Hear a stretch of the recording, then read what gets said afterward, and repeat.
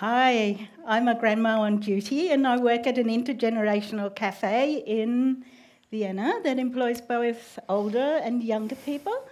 And I thought I'd bring my boss along because, after all, he did think up the whole concept and maybe he could tell you a bit more about it. So, Moriz, over to you. How did it all start? Well, it started 10 years ago. I went with a very dear friend to a cafe. We ordered a piece of cake, and it was really lousy and bad.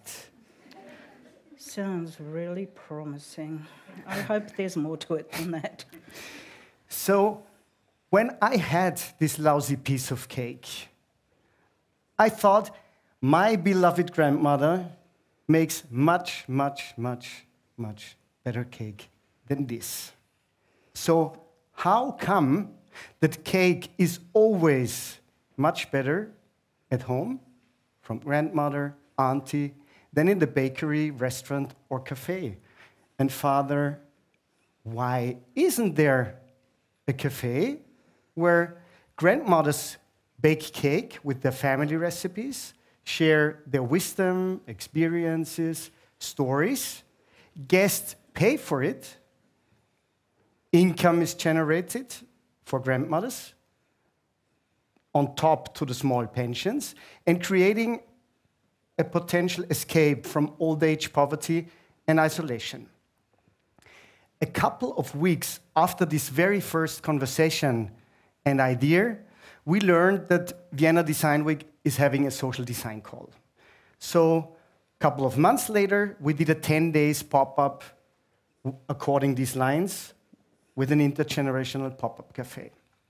What happened? People loved it. The oldies loved it, we loved it, the media loved it, guests loved it. And then, for a couple of years, this small idea was going on as a pop-up cafe. In 2015, we managed to transform the thing into a permanent social business. Right. So did your grandma only inspire you with her baking skills? No, Right. of course, not at all. So, my grandmother, she was always and still is a big inspiration for me as a human and as a social entrepreneur. Actually, I owe a lot, not just to my grandmother, but to all the women in my ancestors' line. And in my family, my grandmother, she's the real boss. She raised 8 children while managing the family business. Yes. And I always admired her a lot for this special, gentle, soft, and wise guidance that she gave to the family, and for her welcoming quality, so that no matter who I brought along, the strangest people, everybody felt very warmly welcome. And this is my grandmother and me in the family restaurant's kitchen. She turned 90 last year. Yes. She worked in this very kitchen for nearly 70 years. And still she does every now and then her culinary magic, which really everybody is blown away totally. And just like my grandmother, there are so many, countless elderly women who worked their fingers to the bone for feeding their tribe, nurturing future generations, or contributing to society in other ways. And unfortunately, many of these women never received the credit they deserved, neither emotionally nor financially. The gender pay gap that is still big today was even a lot bigger decades ago. And this is strongly reflected in today's pension system. This creates a lot of poverty amongst elderly women. In Austria, there are 500,000 oldies living alone. And half of these people, and again, mainly women, live below the poverty line or just a couple of bucks above the poverty line. Yeah, that's the category I fall into. Picture this. I was 64 and I'd worked in very demanding jobs in various countries on this planet. And I came back to Vienna where I'd lived a number of years. And I was thinking, what now? What do I do? Where do I go? What do I do? And I didn't have any money. I had to borrow money from a good friend of mine. I was looking for a job, looking everywhere. Couldn't find anything.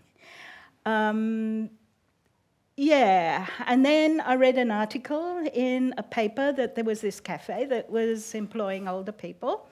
And I applied, and luckily, I was taken on. So it's an intergenerational cafe. Now, why is it called an intergenerational cafe? So first of all, not only you were lucky, we're lucky to have you.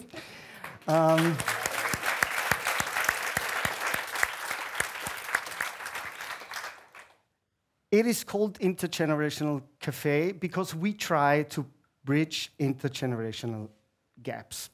Some oldies suffer from isolation. And this is important. Poverty is a driver for isolation and thus create isolation. On the other hand, young people, often when moving to bigger cities for studying, for love, or for work reasons, they end up being in bubbles with just people of more or less the same age, so lose contact with older generations. We try to build these bridges in two ways.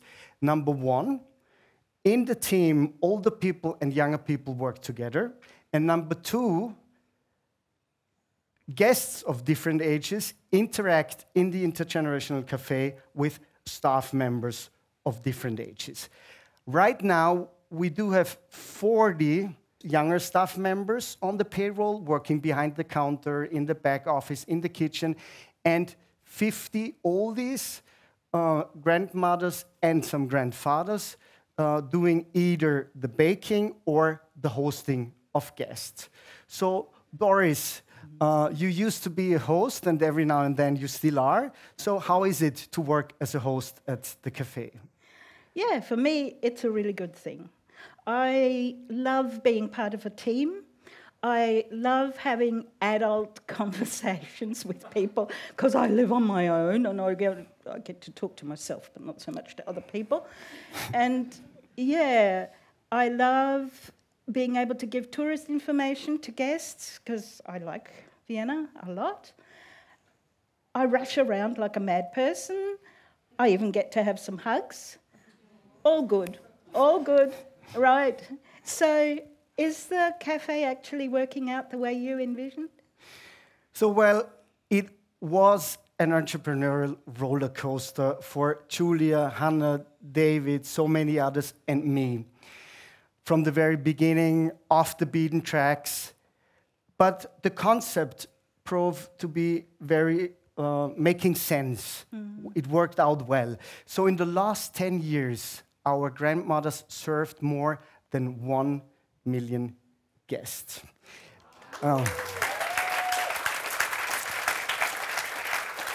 People come for the best cake. People come because of the nice atmosphere. They come for the granny TLC. And some people, and we do have guests from all around the world, they enjoy not just having a good time, but being part of a good thing and a good mission at the very same time. So, all plain sailing? No I wouldn't say that. No. So we had and still have all sorts of problems, slipped on many bananas, so it was often a bumpy road. Oh, so you hadn't imagined that you'd sometimes have to work with grumpy, opinionated, forceful oldies? So, let me put it this way. In every place where humans come together, there are human problems, of course. And when I just speak about the process between the two of us for having this talk, you being mad and pissed at me because you prepared weeks ago, I prepared hours ago, showing up late today, making last-minute changes, while you lose all sorts of passwords for online cloud services. So we definitely had our moments. Did we ever? But look at us. We are here together now, and I can promise you that it's definitely worth taking the effort, learning from each other, building the bridges. And I think only for this talk, my English skills improved with all the corrections you gave me. And maybe you learned little about cloud services. Trying. And I'm not talking about clouds in the heaven, Doris. We'll talk about that later. Okay?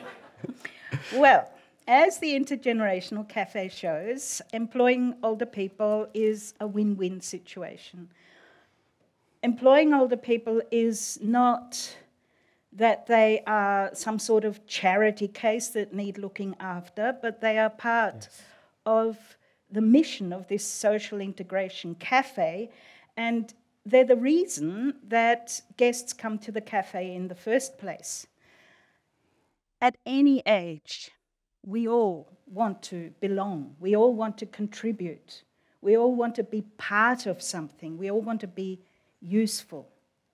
And to actually not be able to use your experience and your skills and your passion impoverishes both you and society in general. I couldn't agree more.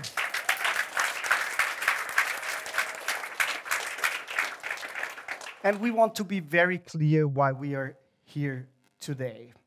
So, number one, it's not just about these 50 working places we created for elderlies, but we want to inspire others for other solutions.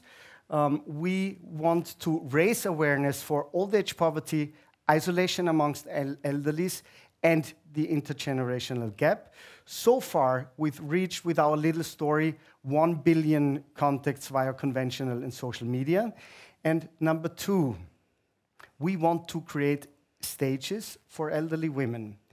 In my family, my grandmother's voice carries immense weight. In general, luckily, within families, elderly women are highly respected, loved, and listened to. But in the broader public, in society, unfortunately, the opposite is true. Yeah, it is true that very often it's the men that are listened to, and quite often women, especially older women, are not heard. And so, as you say, this type of talk and the operation in general is there to create a platform for particularly older women to share their stories, their skills, their experience, and there's a lot to tell. But having said all that, I do have to say, at the cafe, we have some wonderful grandpas on duty and baking grandpas. True, yes. And Doris is not the only oldie on our team who's a little crazy, very cool, and, in the best possible sense, is capable of smashing preconceived ideas about seniors within a couple of minutes.